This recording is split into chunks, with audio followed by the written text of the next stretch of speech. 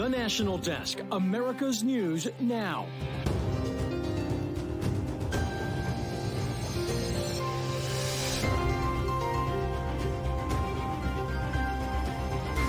Cocaine controversy. Emerging details about where the drugs were found in the White House, bringing new questions of who it belonged to.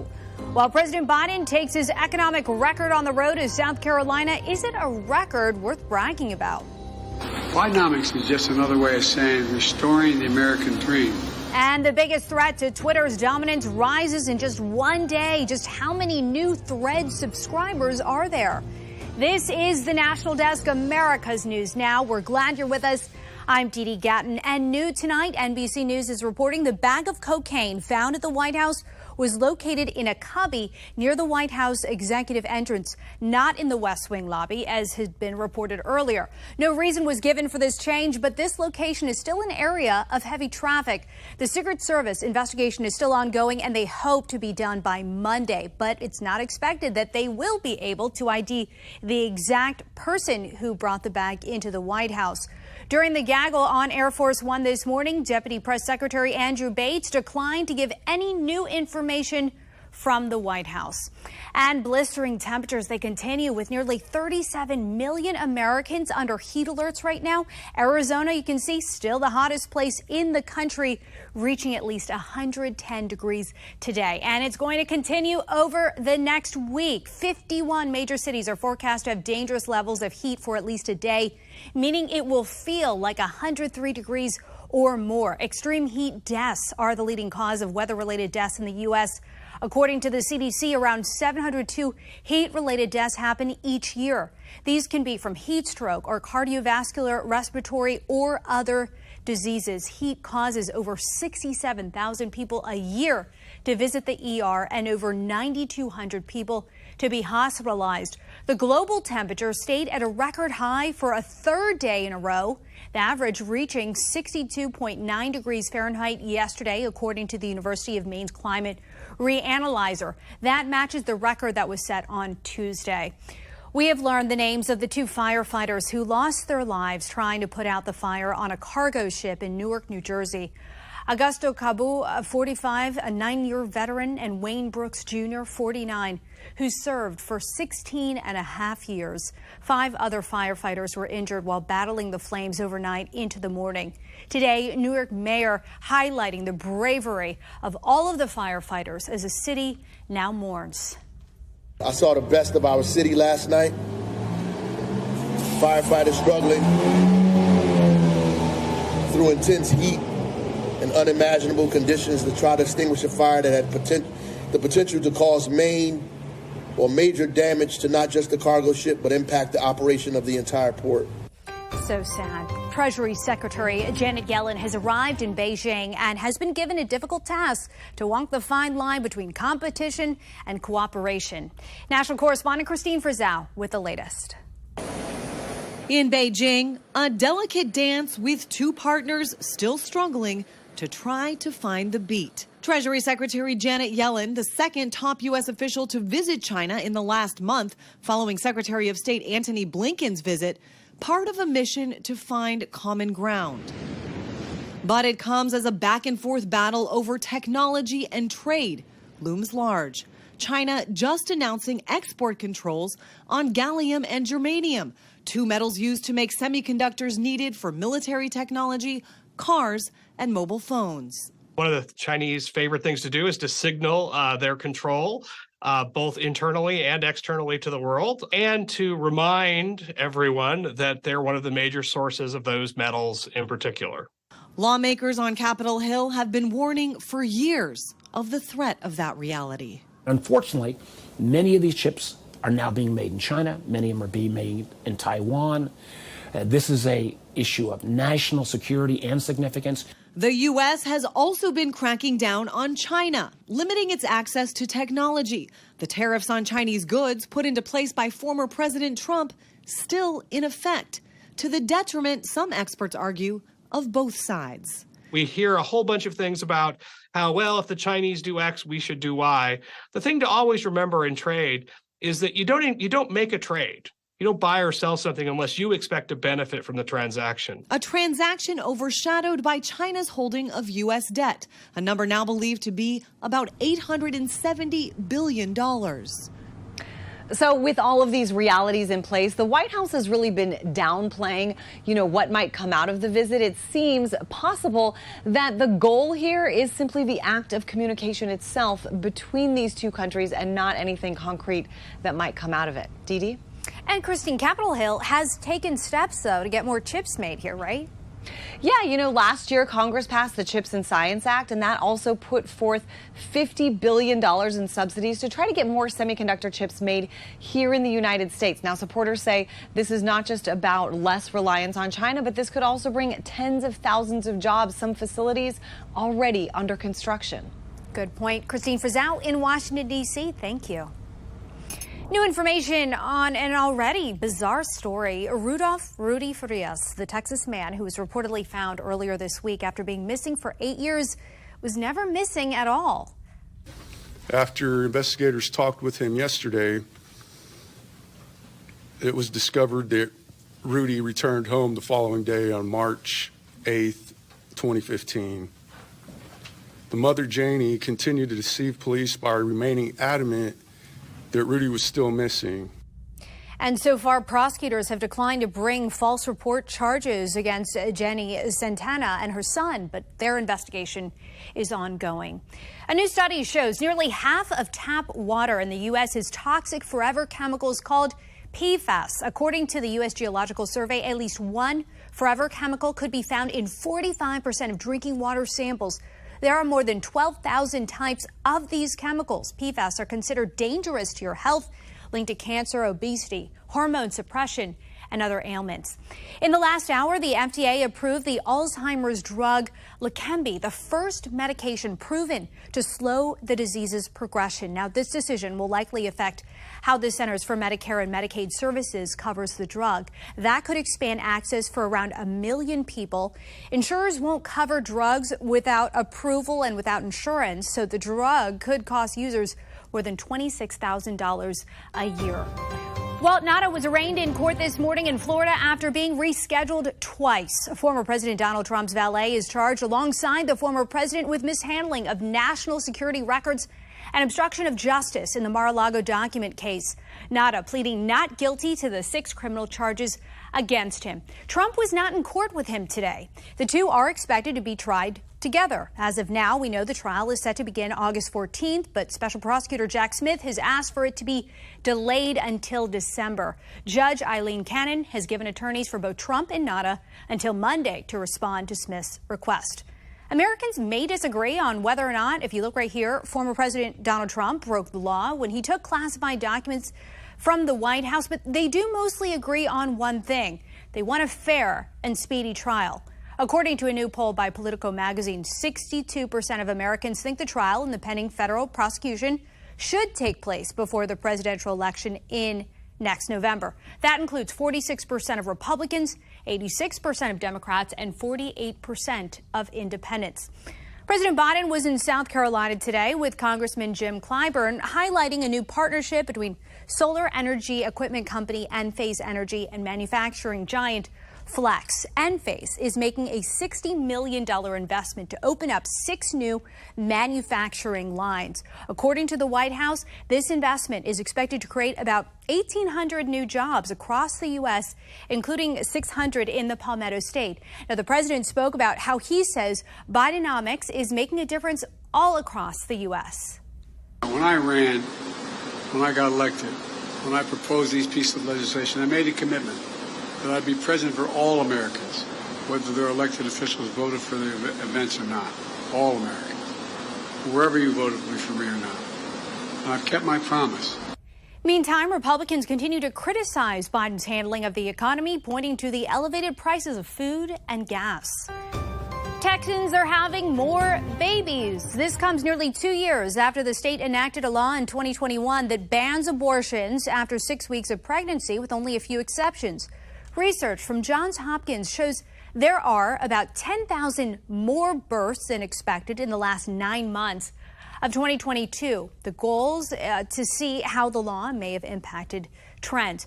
Another state has reached a settlement agreement with Walgreens over the company's role in the opioid epidemic, according to lawyers. Walgreens will pay Nevada $285 million. It'll be paid over 15 years and split between the state and local governments. Last month, Walgreens reached a $500 million settlement agreement with New Mexico. Coming up next here, an investigation continues. Why the government is forcing Tesla to hand over documents and what could happen if they don't comply. Then, what homeowners need to know as major insurance carriers bail on states at high risk for natural disasters. And later on, how a nonprofit is helping prison inmates through the power of art. We're back in 90 seconds.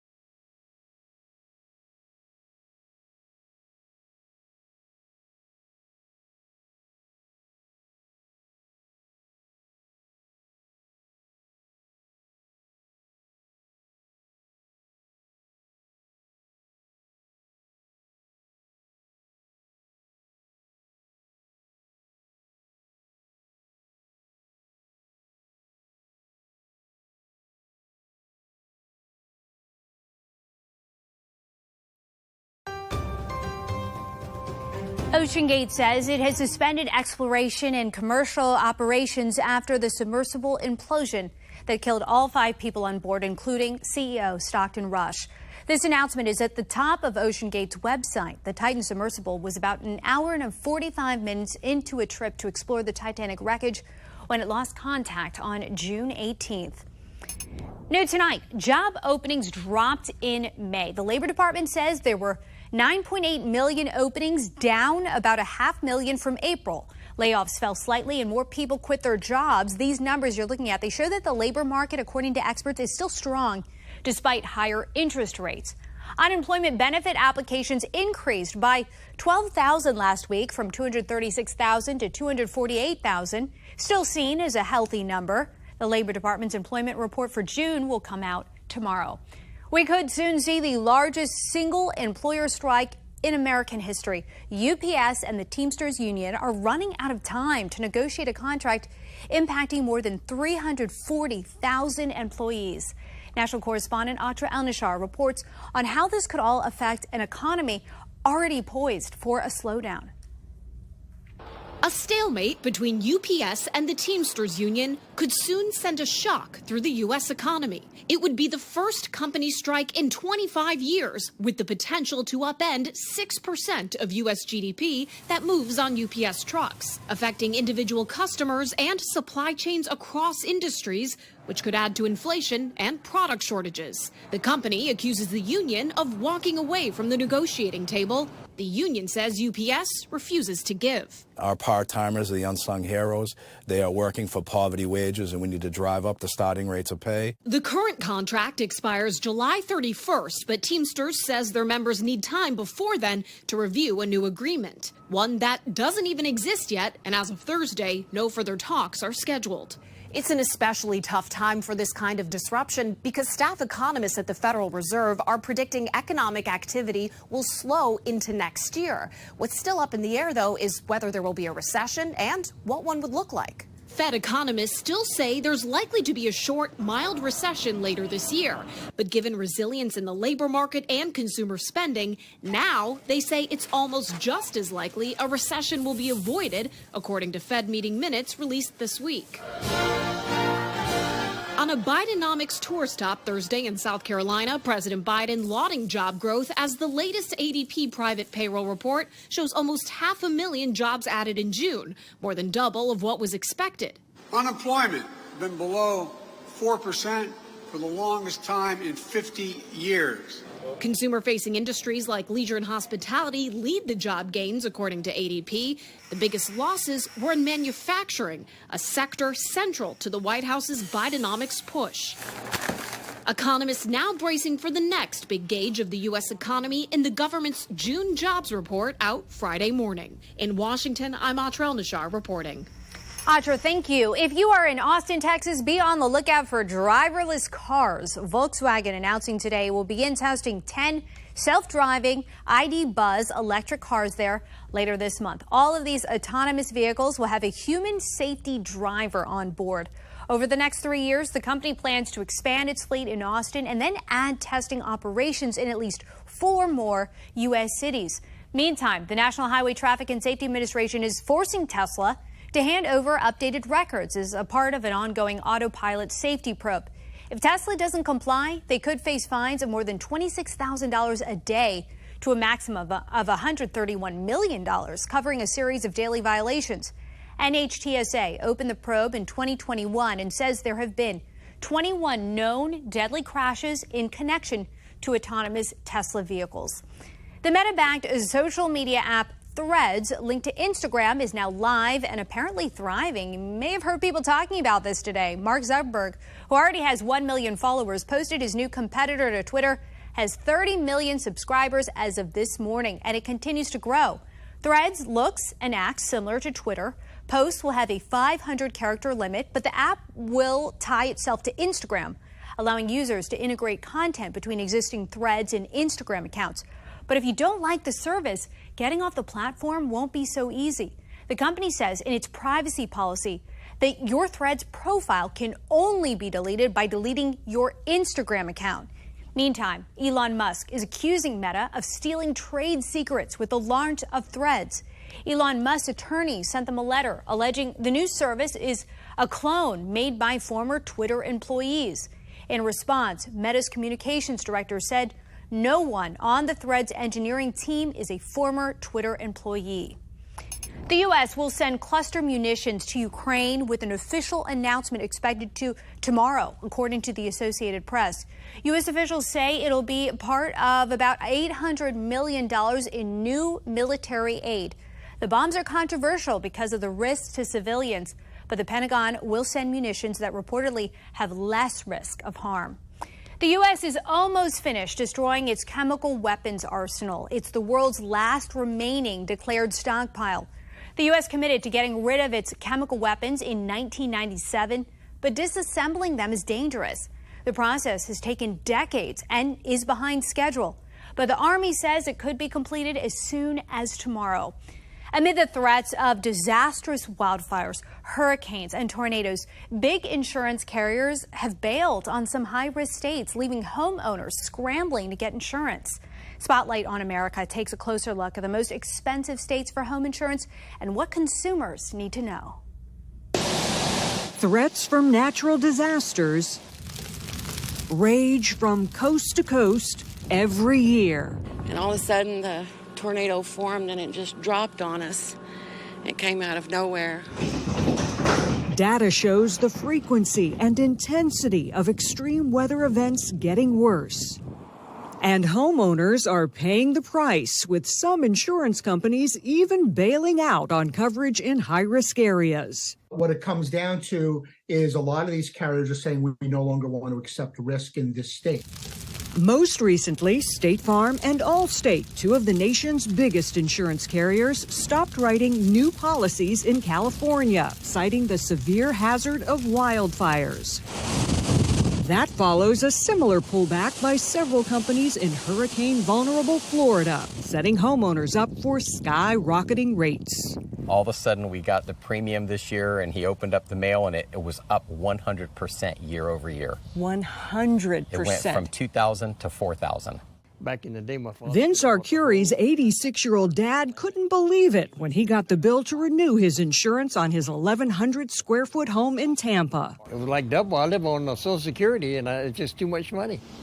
Homeowners across Florida are getting hit with similar increases, driving some to take drastic measures. All of a sudden, things have gotten out of control. Homeowner Larry Bendick made the decision to cancel his coverage last fall when his premium went up $1,200.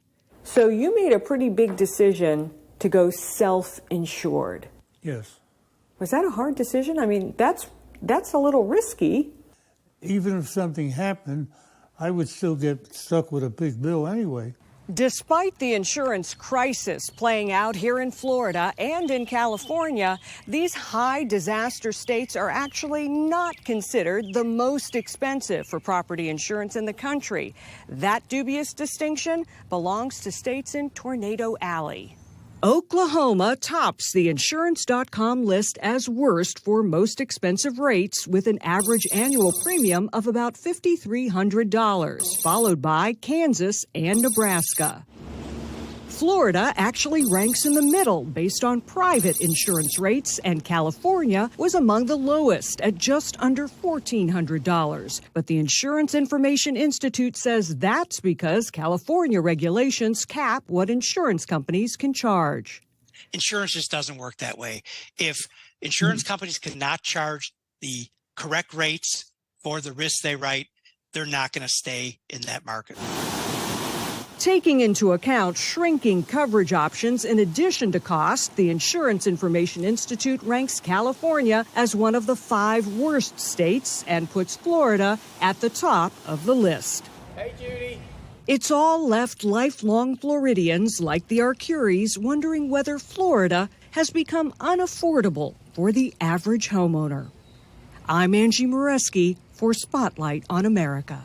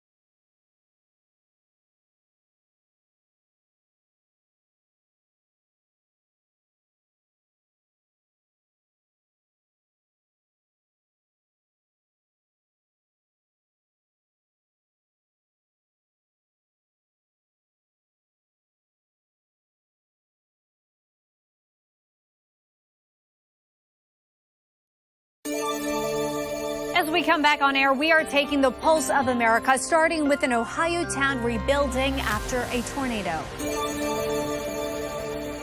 Today marks years since an EF2 tornado hit Goshen Township, and the community is still rebuilding. Nearly 300 buildings were damaged. Repairs to police cars were finally completed a few weeks ago. The fire station is still unusable because about a third of it was lost. The township administrator and police chief say they're looking at whether to repair the building or start fresh. The police chief saying it's remarkable that no lives were lost that day. Thousands gathered to enjoy the explosions in the sky over Lake Tahoe on July 4th. Hours later, daylight quickly revealing a hangover of epic proportions, with trash strewn hundreds of feet across the beaches of Lake Tahoe. It was absolutely destroyed.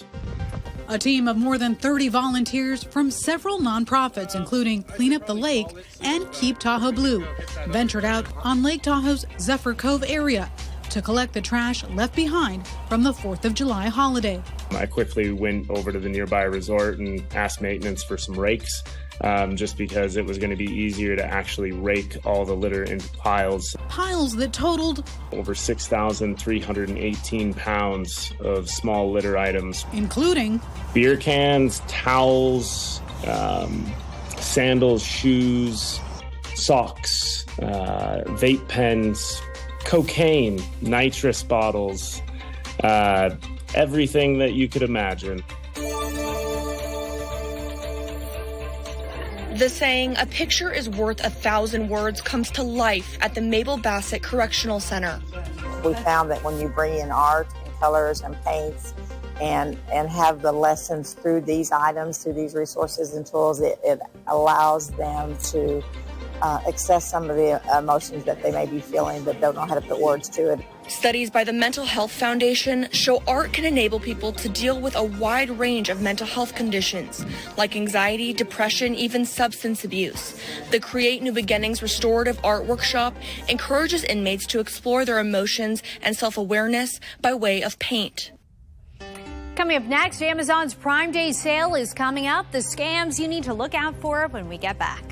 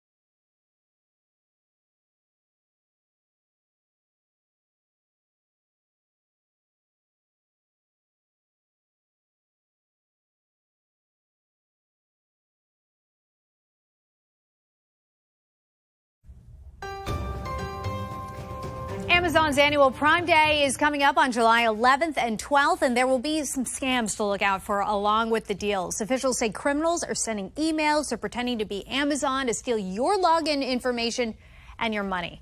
It's important that you don't click any links or call any phone numbers in those emails. That's going to do it for us for now. I'm Dee Dee Gatton. Join us again tonight for the evening edition of the National Desk. Check your local listings. Thanks so much for watching. We'll see you tonight.